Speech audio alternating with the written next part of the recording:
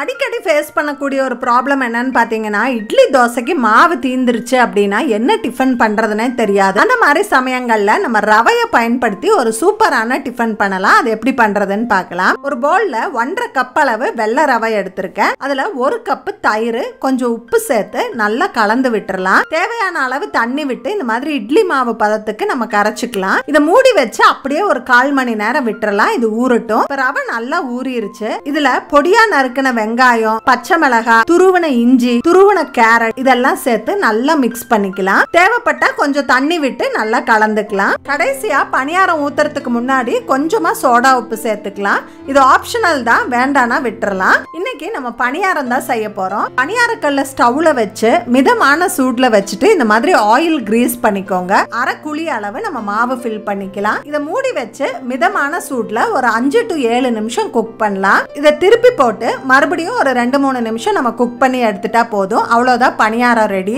மாவு இல்லாத நாட்கள்ல குழந்தைங்க ஸ்நாக்ஸ் பாக்ஸுக்கு நான் இதை அடிக்கடி பேக் பண்ணுவேன். இது என் பசங்களுக்கு ரொம்பவே ஃபேவரட். இந்த ரவா பணியாரம் கூட 1 கப் டீ, இந்த காம்பினேஷனை அடிச்சுக்கவே முடியாது. ஒரு முறை கண்டிப்பா ட்ரை பண்ணி பாருங்க.